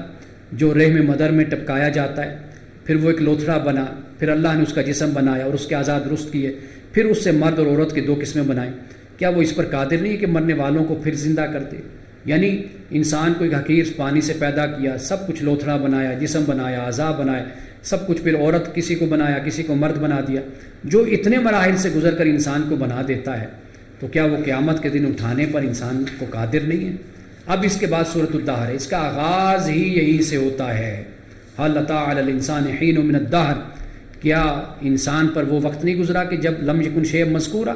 کہ انسان کوئی قابل ذکر چیز ہی نہیں تھا. انا خلقنا الانسان من نطفة امشاج، کہ پھر ہم نے انسان کو ملے جلے نطفے سے ہم نے پیدا کیا تاکہ ہم اس کا امتحان لیں. اور پھر ہم نے اسی انسان کو سننے کی صلاحیت بھی دی، دیکھنے کی صلاحیت بھی دی، اور اس کے بعد ہم نے انسان کو راستہ دکھا دیا. اب اس کی مرضی ہے کہ یہ شکر گزار بنے یا یہ ناشکرہ بنے. اب پھر اللہ تعالیٰ نے نیک لوگوں کا ذکر کر دیا، اور پھر جو بدکار ہیں، نافرمان ہیں، اللہ سبحانہ و تعالیٰ نے ان کا بھی ذکر کیا. لیکن یہاں پر ایک بات کا میں ذکر کر دوں کہ اللہ سبحانہ و تعالیٰ نے یہ بیان کر دیا کہ جو کھانا کھلاتے ہیں. دیکھیے پھر یہاں پر اس بات کا ذکر ہوا کہ کھانا کھلاتے ہیں کن کو؟ مسکین کو، یتیم کو، اسیر کو، قیدی کو. اس وقت قیدی ہوتے تھے تو مسکین کو، یتیم کو اور اسیر کو کھانا کھلاتے ہیں، اور اللہ کی رضا کے لیے کھلاتے ہیں، یعنی دنیا کا ان کا کوئی ارادہ نہیں ہوتا. اور پھر اللہ سے ڈرتے ہوئے، اس کے عذاب سے ڈرتے ہوئے یہ سارے کام کرتے ہیں. اور پھر متقین کو اللہ تعالیٰ نے جو مومنین کو جو مقام اور مرتبہ دیا تو فرمایا وہاں وہ اونچی مسندوں پر تکیہ لگائے بیٹھے ہوں گے، نہ انہیں دھوپ کی گرمی ستائے گی، نہ جاڑے کی، نہ سردی کی ٹھنڈک. جنت کی چھاؤں ان پر جھکی ہوئی سایہ کر رہی ہوگی، اور اس کے پھل ہر وقت ان کے بس میں ہوں گے، جس طرح چاہے انہیں توڑ لیں. ان کے آگے چاندی کے برتن اور شیشے کے پیالے گردش کرائے جا رہے ہوں گے. شیشے بھی وہ جو چاندی کی قسم کے ہوں گے، اور ان کے جو منتظمین ہوں گے جنت کے، وہ ٹھیک اندازے کے مطابق وہ بھریں گے اس کو. ان کو وہاں ایسی شراب کے جام پلائے جائیں گے جس میں سونٹ کی آمیزش ہوگی. اب یہ سونٹ، جب ادرک سوکھ جاتی ہے اس کو سونٹ کہتے ہیں عربی میں اور اردو میں، اور عربی میں اس کو زنجبیل کہتے ہیں. آپ دیکھیے آج بھی اگر کوئی آپ جوس بنائیں اس میں تھوڑی سی ادرک سوکھی ہوئی ڈال لیں، آپ دیکھیے کہ اس کا ذائقہ بھی، وہ خوش ذائقہ بھی ہو جاتی ہے، خوش رنگ بھی ہو جاتی ہے، خوشبو بھی ہو جاتی ہے. تو اللہ تعالیٰ نے جنت میں فرمایا کہ اس کا اہتمام ہوگا جنتیوں کے لیے. اب اس کے بعد فرمایا کہ ہم نے اے نبی صلی اللہ علیہ وسلم آپ پہ قرآن کو تھوڑا تھوڑا کر کے ہم نے نازل کیا ہے، تو لہٰذا آپ اپنے رب کے حکم کا انتظار کیجئے. وَلَا تُطِعْ مِنْهُمْ عَاصِمًا أَوْ كَفُورًا، جو بد عمل لوگ ہیں، منکر حق ہیں، ان کی آپ پیروی مت کیجئے. اپنے رب کا نام لیجئے صبح و شام. وَمِنَ اللَّيْلِ فَاسْجُدْ لَهُ وَسَبِّحْهُ لَيْلًا طَوِيلًا، اور پھر رات کو بھی اس کے حضور سجدہ کیجئے اور رات کے طویل اوقات میں اس کی تسبیح کیجئے. اب یہ سب کچھ بیان کرنے کے بعد پھر یہ بیان کر دیا کہ یہ لوگ جو ہیں یہ جلد بازی میں لگے ہوئے ہیں. اقبال جس کے لیے مفاد عاجلہ اور مقاصد جلیلہ کا جو لفظ استعمال کرتا ہے وہ یہی ہے. مفاد عاجلہ انسان اس کے پیچھے بھاگتا ہے، مقاصد جلیلہ چونکہ وہ نظر نہیں آتے لیکن ان کے اثرات ہوتے ہیں اور وہ آنے والے وقت اور مستقبل میں انسان کو حاصل ہوتے ہیں. وہ ہمیشہ ایک بات میں کہا کرتا ہوں کہ برائی میں سب سے بڑی برائی یہی ہوتی ہے کہ وہ نظر آتی ہے، اور اچھائی میں سب سے اچھی بات یہ ہوتی ہے کہ وہ نظر نہیں آتی، وہ گویا کہ زمین میں بیج کی طرح ہوتی ہے۔ تو اس لیے ہم جب کہتے ہیں نا جی مسلمان ایسے یا تاریخ میں ایسے، میں اس وقت ہمیشہ یہ کہا کرتا ہوں چونکہ وہ برائی ہے تو وہ نظر زیادہ آتی ہے، ورنہ ایسا نہیں ہے کہ اس دور میں بھی اللہ کے بڑے نیک بندے پیرل اور یعنی جسے ہم کہتے ہیں کہ مقابلے میں تقابل میں وہ بیٹھے ہوئے تھے، اپنا کام اس وقت کر رہے تھے، انہوں نے کام کیا ہے تو ہم تک یہاں تک علم پہنچا، حکمت پہنچی، فلسفہ پہنچا، اور کیا کچھ ہم تک پہنچا مسلمانوں کا۔ تو اس کے مقابل میں اللہ کے نیک بندے بیٹھے ہوئے تھے، علماء تھے، فقہاء تھے، صوفیاء تھے، اللہ کے بزرگ، اللہ کے نیک بندے، اللہ کے ولی تھے، جو اپنی جگہوں پر بیٹھ کر اللہ کا کام کر رہے تھے، اصلاح کا کام کر رہے تھے، تزکیہ نفس کا کام کر رہے، وہ اپنی اپنی جگہوں پر بیٹھے ہوئے تھے۔ تو اس لیے برائی زیادہ نظر آتی ہے، ہم تاریخ میں دیکھتے ہیں، لیکن اچھائی بھی بڑی تھی، اور لوگ ہر دور میں بیٹھے ہوئے اپنا کام کر رہے ہوتے ہیں اور اپنے کام میں مگن ہوتے ہیں، اور ان اچھے لوگوں کی وجہ سے ہی آپ کو اچھائی معاشرے میں نظر آتی ہے۔ اب اس کے بعد اللہ سبحانہ وتعالیٰ نے آخر میں فرمایا کہ اپنی رحمت میں اللہ تعالیٰ جسے چاہتا ہے داخل کرتا ہے، وَالظَّالِمِينَ أَعَدَّ لَهُمْ عَذَابًا أَلِيمًا، اور جو ظالم ہیں ان کے لیے پھر دردناک عذاب ہے۔ اب آخر میں سورۃ المرسلات ہے، اور سورۃ المرسلات میں پہلے تو قسمیں کھائیں اللہ تعالیٰ نے، جیسے پہلے ہم نے پڑھا کہ اللہ تعالیٰ ان کو گواہ بناتا ہے، ہواؤں کو، طوفانی رفتار سے جو ہوائیں چلتی ہیں، بادلوں کو، پہاڑوں کو، اور سب کچھ گواہ بنانے کے بعد در حقیقت کیوں گواہ بناتا ہے اس لیے ہے کہ تاکہ انسانوں کو یہ بتائے کہ دیکھو اس دنیا میں بھی میرا کنٹرول ہے اور آخرت میں بھی میرا ہی اقتدار ہوگا، تو لہٰذا اسی دنیا میں تم میری باتوں کو مان لو، ایمان لے آؤ، تو پھر اگلی دنیا بھی تمہاری سنور جائے گی۔ اور پھر اسی طرح اللہ تعالیٰ اپنی نعمتوں کو تفصیل کے ساتھ بیان بھی کرتا ہے، یعنی زمین کو بیان کر دیا، اور زندگی اور موت کو بیان کر دیا، پہاڑوں کو بیان کر دیا، پانی کو بیان کر دیا، یہ سب کچھ بیان کرنے کے بعد پھر بات آ کر یہیں پر ختم ہوتی ہے کہ بے شک متقین فی ظلال وعیون، سایوں اور چشموں میں ہوں گے، وفاکہ مما یشتہون، اور جو پھل وہ چاہیں گے ان کے لیے وہ حاضر ہوں گے۔ اللہ پاک فرمائے گا کلوا واشربوا ہنیئا بما کنتم تعملون، کھاؤ اور پیو، مزے سے رہو، یہ تمہارے اعمال کا صلہ ہے۔ انا کذالک نجزی المحسنین، بے شک ہم اسی طرح محسنین کو جزا دیتے ہیں، اور ہلاکت ہے اس دن ان کے لیے جو جھٹلانے والے ہیں۔ کھاؤ اور فائدہ اٹھا لو، کم قلیلاً، تھوڑے دنوں کے لیے، انکم مجرمون، کہ بے شک تم مجرم ہو۔ ویل یومئذ للمکذبین، ہلاکت ہے اس دن مکذبین کے لیے۔ وَإِذَا قِيلَ لَهُمُ ارْكَعُوا لَا يَرْكَعُونَ، اور فرمایا کہ جب ان سے کہا جاتا ہے کہ اللہ کے آگے جھکو تو یہ جھکتے نہیں ہیں۔ وَيْلٌ يَوْمَئِذٍ لِّلْمُكَذِّبِينَ، اور تباہی ہے اس روز جھٹلانے والوں کے لیے۔ فَبِأَيِّ حَدِيثٍ بَعْدَهُ يُؤْمِنُونَ، اب اس قرآن کے بعد اور کون سا کلام ایسا ہو سکتا ہے جس پر یہ ایمان لائیں، یعنی یہ اللہ تعالیٰ کی آخری کتاب ہے، اور رسول اللہ صلی اللہ علیہ وسلم اللہ کے آخری نبی ہیں۔ بحمد اللہ تعالیٰ 29واں پارہ آج ہم نے پڑھا، اور کل انشاءاللہ آخری پارہ ہوگا ہمارا قرآن پاک کا۔ جیسے میں نے آغاز میں آپ کو بتایا کہ کل ہم قرآن پاک کی تکمیل بھی کریں گے، اور آخر میں اللہ سبحانہ وتعالیٰ کی بارگاہ میں اپنے اعمال کی، عبادات کی، تلاوت کی قبولیت کی دعا بھی کریں گے۔ تو آپ خود بھی شریک ہوں، اور جو لوگ شریک نہیں ہو سکے رمضان میں یا گائے بگائے شریک ہوئے، ان کو بھی دعوت دیجیے کہ وہ بھی کل کی دعا میں اور کل کے درس میں شامل ہوں۔ بارک اللہ لنا ولکم فی القرآن العظیم ونفعنا وإیاکم بالآیات والذکر الحکیم، صدق اللہ العظیم۔